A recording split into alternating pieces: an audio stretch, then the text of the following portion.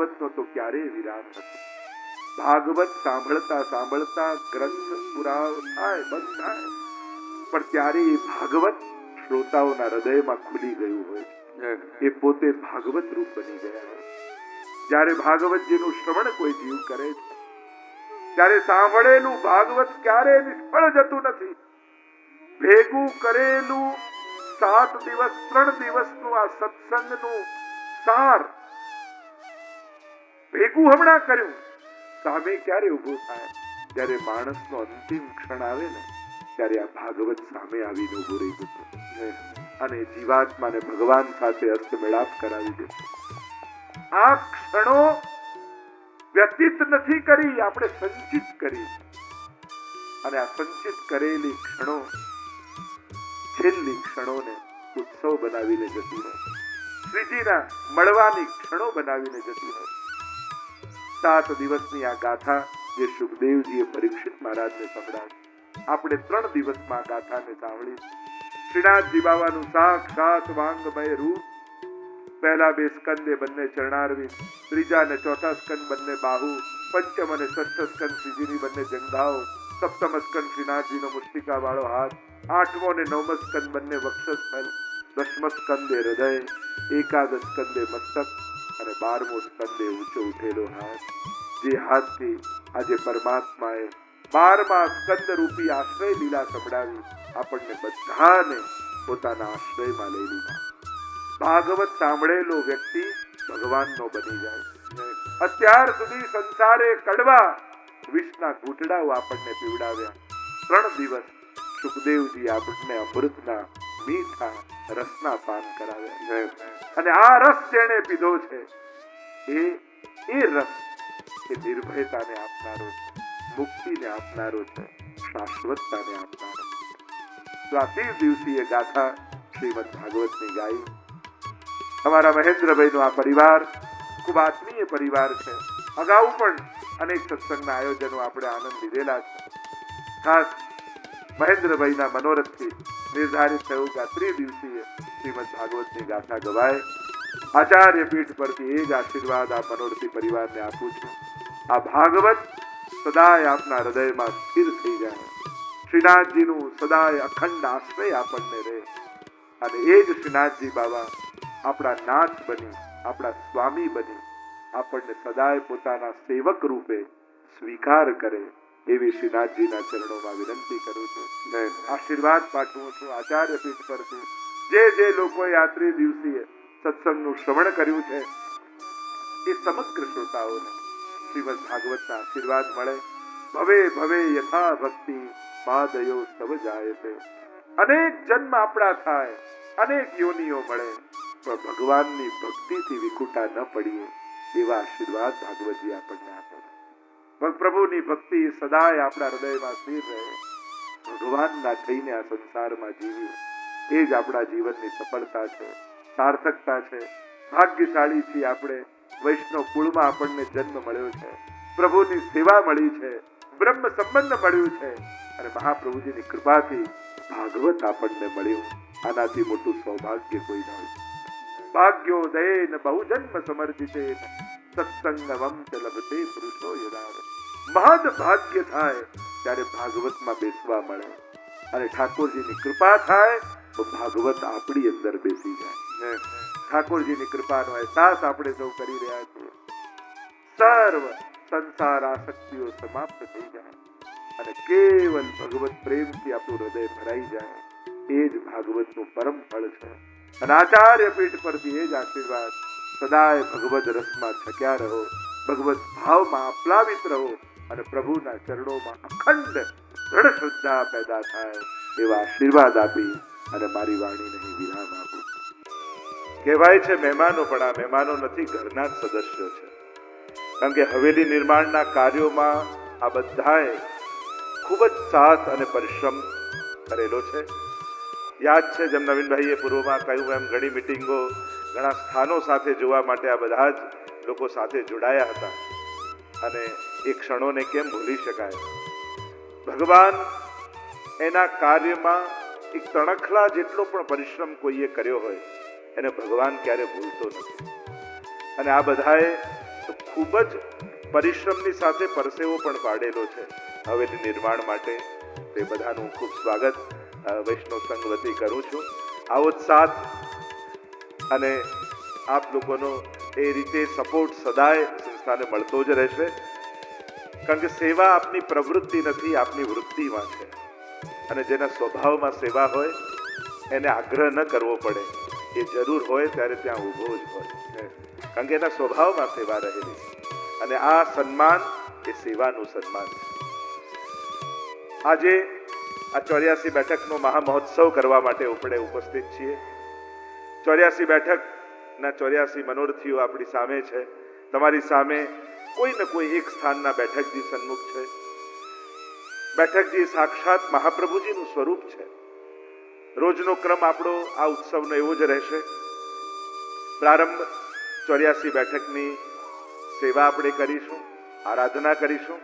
ત્યારબાદ એ 84 બેઠકમાં મહાપ્રભુજીના જે ચરિત્રો છે એનું રસ દર્શન અને ત્યારબાદ 84 બેઠકની સુંદર ઝાંકી અહીંયા કરવામાં આવી છે. જે કથામાં કહેવાય છે એ નેત્ર દ્વારા અહીંયા તમને ચરિતાર્થ થતું દેખાશે. અને જ્યારે એક એક બેઠકજીની લીલા તમે અહીંયા દર્શન કરશો તો તમને ખ્યાલ આવશે કે જે રીતે અમારા સર્વ કાર્યકર્તા, ટ્રસ્ટીગણ, કમિટી મેમ્બર્સ એ લોકોએ જે પરિશ્રમ કર્યો છે અને એક એક જે વસ્તુઓને સંકલિત કરીને જે સજાવટ કરી છે. કારણ કે ભારતમાં 84 બેઠકની યાત્રા તમે કરવા જાઓ તો ટૂંકમાં આખા ભારતની યાત્રા થઈ જાય. કારણ કે દક્ષિણ ભારતના ખૂણાથી લઈને ઉત્તર બદ્રીનાથ સુધી, દ્વારિકાથી લઈને છેક જગન્નાથપુરી, ગંગાસાગર સુધી, એટલે આખા ભારતની પ્રદક્ષિણા થઈ જાય. તો એવા 84 બેઠકો અનેક મહિનાઓ જતા રહે ભારતમાં કરવા માટે. પણ લંડનમાં પ્રભુ એવી સુવિધા કરી આપી છે કે લગભગ 1 મિનિટ ખાલી પરિક્રમા કરતા થશે અને 84 બેઠકની યાત્રા તમારી થઈ જશે. આવું સુંદર સમાયોજન, આની પાછળ કેટલા મહિનાઓનો પરિશ્રમ છે. અમારા ટ્રસ્ટીઓ, અમારા કાર્યકર્તાઓ, અમારા સર્વ આત્મીય વૈષ્ણવો એ બધાએ ખૂબ જ પરિશ્રમ કરીને આ સમાયોજન કર્યું છે. આપણે બધા એનો આનંદ લેવાનો છે. તો અત્યારે સર્વથી પૂર્વ આપણે પ્રારંભ કરીએ આપણા બેઠકજીની આરાધનાનો ક્રમ. આ બધાની સન્મુખ બેઠકજી છે. સૌથી પહેલા તો જે સ્થાનના બેઠકજી છે એનું સજવાંચન કરી લેજો, જેથી તમને ખ્યાલ આવે કે કયા સ્થાનના બેઠકજીની તમે સેવા કરવા જઈ રહ્યા છો. આવો પ્રારંભ કરીએ. સૌથી પહેલા ચિત્તમાં જેનું ધ્યાન ધરો છો એ જ ધ્યાન તમારી સામે મૂર્તિ બનીને પ્રગટ થઈ જતું હોય. આપણા બધાનો અનુભવ હશે, તમે દુર્ભાવના અને દુર્ગુણોનું ચિંતન કરો છો તો પાપ સામે આવીને ઊભું રહી જાય છે. તમે જ્યારે પુણ્ય, સદવિચાર, સદભાવનાની જ્યારે મનમાં ચિંતન કરો છો ત્યારે સત્કર્મ સામે આવીને ઊભા રહી જાય છે. ભગવદ્ ગીતામાં તો ભગવાન આખો ચાર્ટ આપે છે.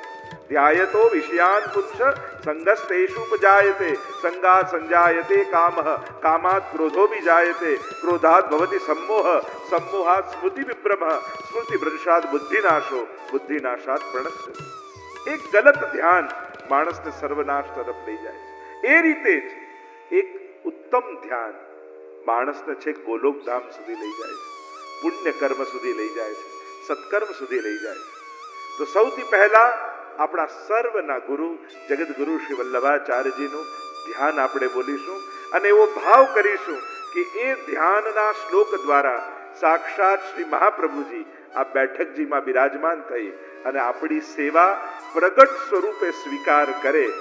એ ભાવ હેતુ આવો બે હાથ જોડી, નેત્ર બંધ કરી, શ્રી મહાપ્રભુજીના સ્વરૂપનું ચિંતન કરી અને અહીંયાથી સાથે મળી એ જે ગુરુ રૂપે છે, એ જે પ્રભુ રૂપે છે, એ જે સ્વામીજી રૂપે છે, એ રૂપમ તત ત્રિતયાત્મકમ, જે ત્રિતયાત્મક સ્વરૂપે પ્રત્યેક વૈષ્ણવના હૃદયમાં બિરાજમાન છે એવા આપણા સર્વના પરમ ગુરુ શ્રી વલ્લભનું આપણે ધ્યાન કરીએ છીએ.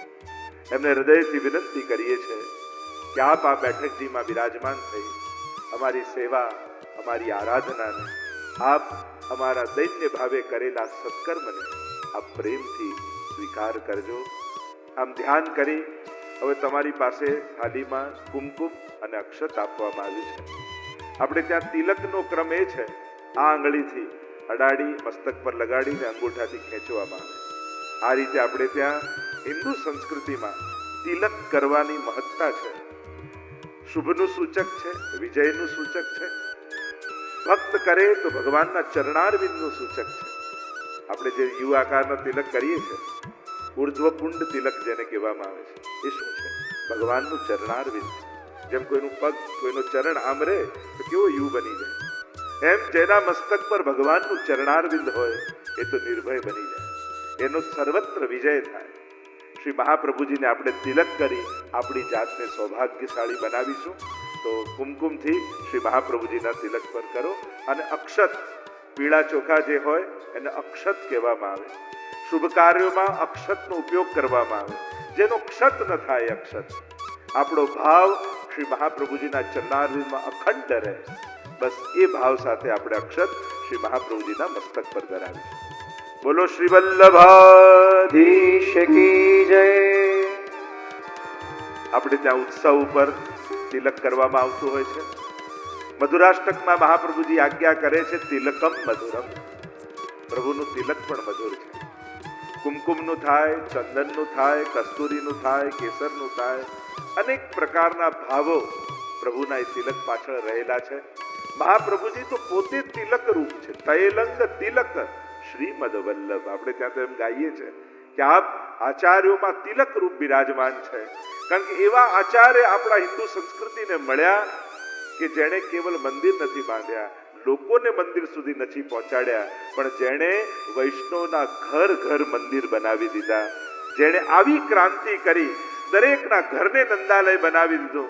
દરેકના ઘરમાં બલકૃષ્ણ પ્રભુ, ઠાકોરજી, ગોવર્ધનનાથજી પધરાવી દરેકનું ઘર મંદિર કરી દીધું. એવી ક્રાંતિ જેણે કરી છે, એવા શ્રી મહાપ્રભુજીનો ઉપકાર કેમ ભૂલી શકાય? તો એવા આચાર્યોમાં તિલક રૂપ શ્રી મહાપ્રભુજીને તિલક કરી. ત્યારબાદ તમારી પાસે પવિત્રું છે.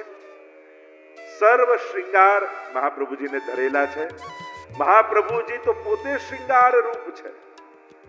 આપણે ત્યાં તો મહાપ્રભુજીના શ્રૃંગાર કયા માન્યા છે? એમ તો મહાપ્રભુજી ધોતી ઉપરણા ધારણ કરે, કંઠમાં કંઠી ધારણ કરે, જનોઈ ધારણ કરે. આ જ મહાપ્રભુજીના શ્રૃંગાર છે. પણ આપણે ત્યાં બેઠકજીમાં મહાપ્રભુજી કેવલ આચાર્ય રૂપે નથી બિરાજતા, પણ પ્રભુ રૂપે પણ બિરાજે છે. ઉભય રૂપે આપણે ત્યાં બેઠકજીમાં મહાપ્રભુજીની સેવા કરાય છે. બાકી મહાપ્રભુજી જીવનભર એક ધોતી અને ઉપરણા ધારણ કર્યા, ગળામાં કંઠી ધારણ કરી, હાથમાં ગૌમુખી ધારણ કરી. એ જ મહાપ્રભુજીનો શણગાર છે. પણ વૈષ્ણવ માટે યેહી તેહી તેહી એહી કછું ન સંદેહી. આપણે ત્યાં ગુરુ કે પ્રભુ કોને પગે લાગવું એ મૂંઝવણ નથી. જ્યારે ગુરુને જોઈએ છે ત્યારે એના રૂવાડે રૂવાડે કરોડો ગોવર્ધનનાથ દેખાય છે. અને જ્યારે ગોવર્ધનનાથને જોઈએ છે ત્યારે એના મુખારવિંદમાં આપણને શ્રી ગુરુના દર્શન થાય છે. આમ બંને ઉભય રૂપે આપણે ત્યાં સૂર કહા કહે વિવિધ આંધરો બિના મોલકો ચહેરો. અહીંયા બે જોવાની મના છે, અહીંયા ભેદ જોવાની મના છે. અહીંયા તો બંનેને એક રૂપે જોવાની આજ્ઞા છે. અને એટલા માટે શ્રી મહાપ્રભુજી કર શ્રૃંગાર બિરાજે. આપ સકલ શ્રૃંગાર ધારણ કરી પ્રભુ રૂપે આપણા માટે બિરાજે છે. તો સકલ શ્રૃંગાર પૂર્ણ થાય એ ભાવથી આપણે ત્યાં ગુંજામાળા યા પુષ્પની માળા યા પુષ્પની માળાના ભાવથી આપણે પવિત્ર શ્રી મહાપ્રભુજીના શ્રી કંઠમાં ધરાવીશું. તો આપની પાસે પવિત્ર છે એ શ્રી મહાપ્રભુજીની બેઠકજી પર ધરાવીશું. બોલો શ્રી વલ્લભાધીશ કી જય. હમણાં જ થોડા દિવસો પહેલા જ પવિત્રા એકાદશી ગઈ અને એ દિવસે પવિત્ર આપણે ગુરુજનને ધરાવતા હોઈએ છીએ બારસના દિવસે. એની તો જેમ બેઠક ચરિત્રમાં કથા આવશે એની ચર્ચા કરીશું. પણ આપણે બધા જ શ્રૃંગારના પ્રતીક રૂપે, ભાવ રૂપે આ પવિત્ર શ્રી મહાપ્રભુજીના શ્રી કંઠમાં ધરાવ્યો. અને બેઠકજીમાં ધરાઈ રહ્યા છો એવો ભાવ ન વિચારતા તમે મહાપ્રભુજીને ધરાવી રહ્યા છો. જે સ્થાનના બેઠકજી છે એ સ્થાન પર આજે પણ અખંડ મહાપ્રભુજી ભાગવતજીનું પારાયણ કરી રહ્યા છે. એ ભાવથી આપણે ત્યાં બેઠકજીની સેવા થાય છે. ઉત્તમ ભાવ ઉત્તમ ફળનું દાન કરે છે. ઉત્તમ સ્થાનમાં જઈને પણ ભાવહીન કરશો ને તો ઉત્તમ ફળ નહીં પામો. તમે કોઈ શ્રેષ્ઠતમ સ્થાનમાં ગયા છો, નાથ દ્વારા જઈને આપણને એમ થાય અહીંયા તો ઘણું છે, આપણે આપવાની શું જરૂર છે? એમની પાસે નથી ને આપવું એ તો દાન કહેવાય. ભગવાનને દાન ન થાય, ભગવાનની તો સેવા થાય. હું સેવક છું અને ધરવું એ મારું કર્તવ્ય છે.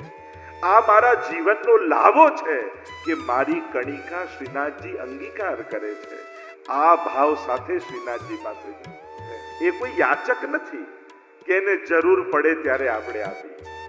એ કોઈ આવશ્યકતા પ્રમાણે માંગનારો નથી. આપણું સૌભાગ્ય છે કે આપણી તુચ્છ કણિકા એ અંગીકાર કરી આપણને ભક્ત બનવાનો અવસર આપે છે. આપણને સેવાનું દાન કરી સેવક બનવાનો મોકો આપે છે. વિચાર વૈષ્ણવનો આવો હોવો જોઈએ. એને કેટલી જરૂરિયાત છે, એને આવશ્યકતા છે કે નહીં, એ વિચારવાનું આપણું કામ નથી. તો આપણે ધરી આપણી જાતને ભાગ્યશાળી બનાવીએ. તો જ્યારે પવિત્ર અંગીકાર કરી સર્વ શૃંગાર ધર્યા, હવે તમારી પાસે ઝારીજી છે અને મિશ્રીજી છે. બેઠકજીનો વિશેષ ક્રમ, જ્યારે જ્યારે બેઠકજીમાં જઈએ ત્યારે ઝારી ભરવાનો ક્રમ હોય છે. શાસ્ત્રોમાં એમ કહ્યું છે કે જ્યારે કોઈ તીર્થમાં જાઓ ત્યારે એ તીર્થના દેવતાને એ તીર્થના જળથી અભિષેક કરાવો છો, ત્યારે તમારી તીર્થ યાત્રા સંપૂર્ણ થાય. પુષ્ટિ માર્ગમાં સ્નાન કરાવવા કરતા પણ આરોગાવાનો ભાવ વધારે છે, એની વિશેષતા છે.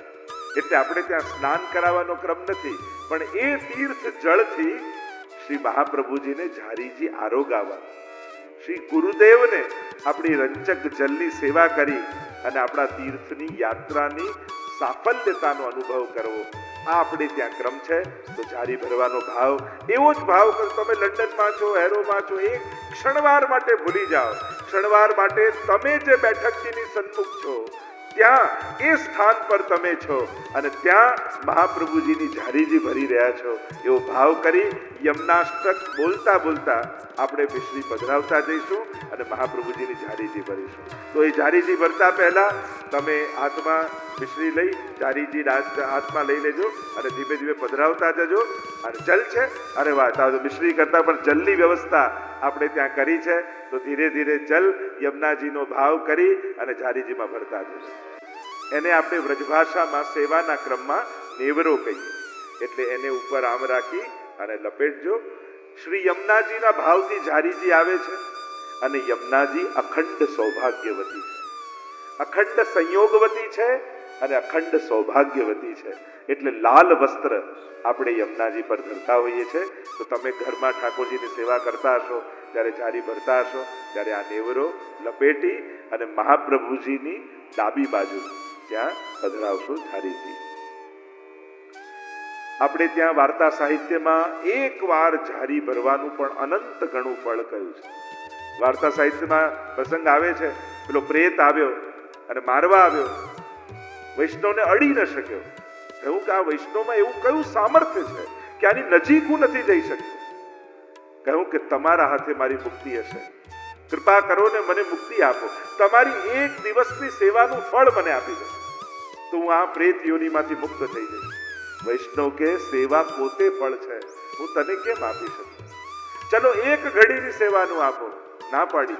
અડધી ઘડીની સેવાનું આપો, ના પાડી. કહ્યું ચલો એક વાર ઝારી ભરાનું પુણ્ય મને આપી દો. અને વૈષ્ણવે કહ્યું જા, એક વાર ઝારી ભર્યાનું ફળ તને આપું છું. અને એ પ્રેત યોનિમાંથી મુક્ત થઈ ગયો. એવા વાર્તા સાહિત્યમાં પ્રસંગો છે. એક વાર ઝારી ભર્યાનું કેટલું મોટું ફળ છે. એટલે ખૂબ ભાવથી ઝારી ભરજો.